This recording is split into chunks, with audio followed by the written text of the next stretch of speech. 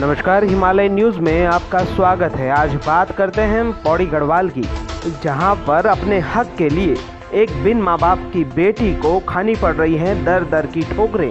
जी हां, बात जनपद पौड़ी गढ़वाल कलजी खाल विकासखंड के गांव नौली की है, जहां की एक बेटी रुचि रावत, जिसके सिर से बचपन में ही माँ बाप का सहारा छिन गया था।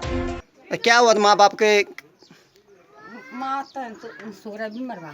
अच्छा। अब पापा बुखार है, दिल्ली का। अच्छा, सरकार की तरफ से आपको कुछ सहायता मिली? नहीं, कुछ नहीं मिली। रुचि का पालन पोषण मामा के घर पर हुआ। मामा भी मध्यम वर्गीय परिवार से हैं, जिस कारण रुचि रावत को दिहाड़ी मजदूरी भी करनी पड़ती है। अब बात करते हैं असल मुद्दे की। रुचि की शादी होने वाली है, जिसके लिए उसे आर्थिक सहायता की जरूरत है।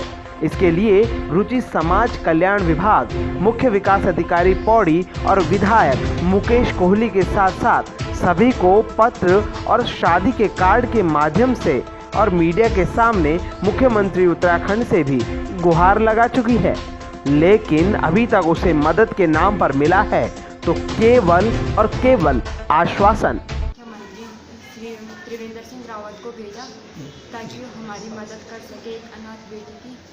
आज तक मतलब कभी किसी ने की नहीं, तो पहली बार मुझे मौका मिला अपनी शादी में कि मैं उनको भेजूँ। क्या पता कर दे। मैं उनसे हाथ जोड़ के विनती करती कि मेरी हेल्प कर। जैसे वो चाहते हैं तो मतलब हम तो अनाथ हैं, तो हमारी तो बहुत सहायता कर सकते थे। मेरे भाई भी है मेरे पीछे का, ना ही तो हमारा आवाज़ है वो हमें दिलवा सकते थे, पर मतलब किसी ने बोलने के कोई फायदा ही नहीं है, कोई कर ही नहीं रहा। अधिकारी कोई नहीं सुन रहा है। कोई नहीं सुन रहा। मैंने बल्कि एप्लीकेशन दे रखी है, एक भी नहीं दो बार दे रखी थी। किन को दी?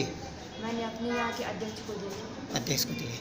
नहीं मिला उनसे, ना ही तो विधायक से मिला, ना कोई क्षेत्र पंचायत वगैरह किसी से कोई सहायता नहीं मिली। जो भी किया मैंने अपने बलबूते पे किया। वहीं रुचि जिलाधिकारी पौड़ी से भी कई बार पत्राचार के माध्यम से गुहार लगा चुकी है। कल जब रुचि फिर से जिलाधिकारी से मिलने उनके दफ्तर पहुंची, तो जिलाधिकारी ऑफिस के द्वारा समाज कल्याण विभाग को सूचित किया गया, परंतु उनका कहना था कि ये योजना आरक्षण वाले वर्ग के लिए है, सामान्य के लिए नहीं।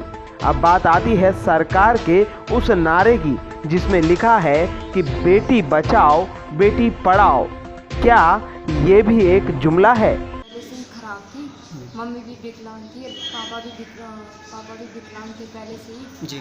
मतलब वो जन्म से ही मतलब एक्सपायर हो गए थे। अच्छा। जिनकी वजह मतलब जहाँ मैं अपनी नानी की यहाँ बड़ी हूँ, माँ नानी ने मुझे 12वीं पढ़ाया।